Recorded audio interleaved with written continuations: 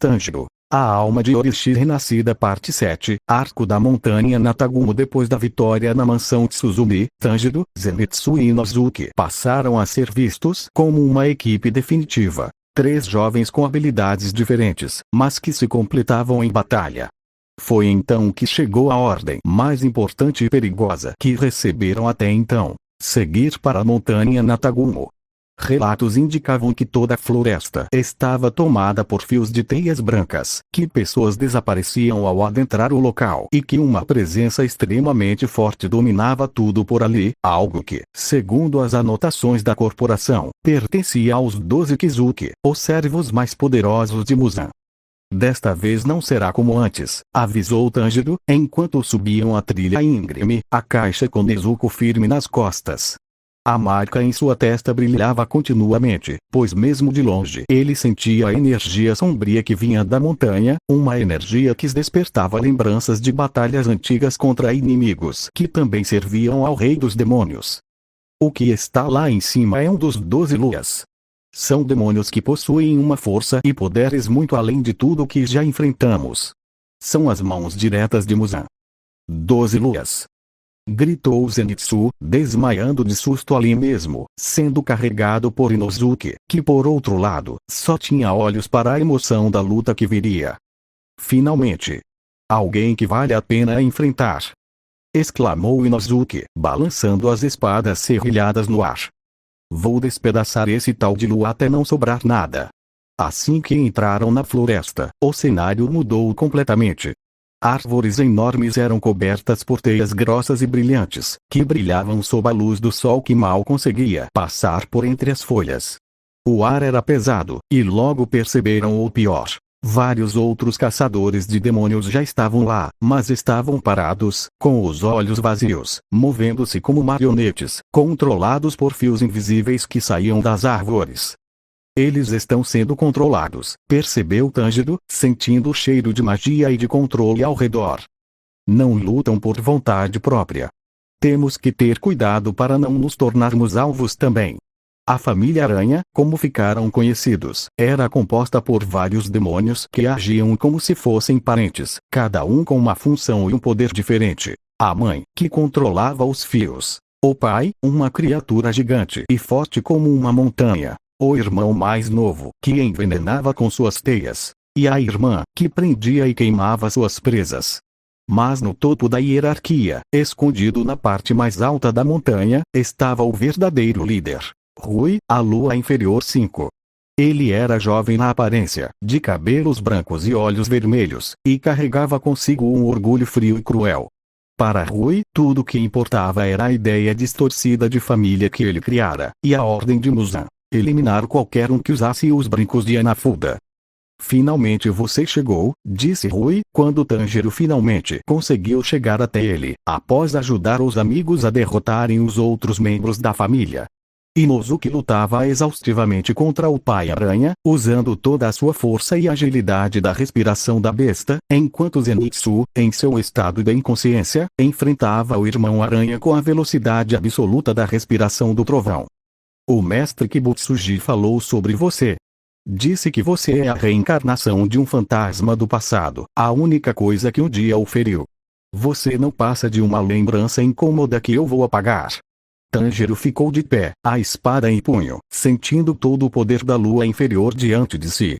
Era muito mais forte e rápido que Kyogai, muito mais perigoso do que qualquer demônio anterior.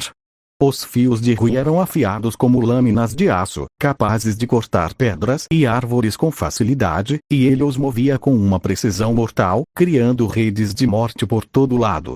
A luta foi intensa como nunca antes. Rui atacava sem parar, seus fios aparecendo de todos os ângulos, cercando Tanjiro, apertando o espaço, reduzindo suas opções. O jovem caçador usava a respiração da água para se defender e desviar, mas percebia que não era o suficiente. A cada segundo, ele era empurrado para trás, ferimentos leves apareciam em seu corpo, e a vantagem parecia toda do lado do demônio. Eu não posso perder aqui, pensou Tanjiro, sentindo o peso da história em suas costas. Orishi não conseguiu terminar o que começou, mas eu estou aqui agora. Eu tenho Nezuko, tenho meus amigos, eu tenho algo que ele não tinha. Motivos para lutar além do dever foi quando Rui, cansado da demora, resolveu usar seu poder máximo. Uma teia gigante e densa, formada por milhares de fios entrelaçados, pronta para cortar Tanjiro ao meio de uma vez só. Acabou, disse o demônio, com voz fria. Naquele instante, algo dentro de Tanjiro se acendeu. A marca em sua testa explodiu em luz dourada, brilhando tão forte que iluminou toda a montanha escura. As memórias de Orochi não eram mais apenas lembranças. Elas eram o próprio poder fluindo através de seu corpo, com toda a clareza e força de 400 anos atrás. Ele lembrou-se da sensação de estar diante de inimigos poderosos, lembrou-se de como ver o mundo ao seu redor em câmera lenta, lembrou-se de que a respiração solar não era apenas golpes, mas a própria manifestação da vida e da luz. Não acabou ainda, respondeu Tanjiro, e sua voz não era apenas a sua, mas carregava a presença do maior espadachim que já existiu. Ele abandonou completamente a respiração da água. O ar ao seu redor esquentou, brilhou, e a espada em suas mãos pareceu pegar fogo com chamas douradas e brancas. Ele viu cada um dos fios de Rui, viu a origem de cada movimento, viu o ponto exato onde toda aquela rede de poder se conectava. Respiração solar, 13ª forma foi a sequência perfeita. As 12 formas básicas executadas em uma ordem contínua, infinita, sem pausa, onde cada golpe levava ao próximo, cobrindo todos os ângulos, todas as defesas, todos os ataques. A luz que saiu de sua lâmina cortou através dos fios como se fossem apenas teias de aranha comum. Cortou a defesa de Rui, cortou o próprio poder do demônio, e antes que a lua inferior pudesse sequer entender o que havia acontecido, a lâmina de Tanjiro já havia passado por ele. O silêncio tomou conta da montanha. Rui ficou parado, os olhos arregalados, sentindo uma dor que nunca imaginou ser possível. Ele olhou para suas próprias mãos, e pela primeira vez, sentiu medo não de Muzan, mas do poder que estava diante dele. Como pode? Sussurrou ele, caindo de joelhos e começando a se desfazer em luz. É a mesma presença, a mesma que o mestre teme. Com a derrota da lua inferior 5, toda a floresta perdeu sua força. Os outros demônios que restaram foram rapidamente eliminados ou desfeitos com o fim do controle de Rui. Os caçadores que estavam sob o efeito dos fios recuperaram a consciência, e Zenitsu e Inosuke, feridos mas vivos, correram para encontrar o amigo. Mas o impacto da vitória foi muito maior do que apenas salvar uma montanha. Tanjiro havia derrotado um membro dos 12 Kizuki.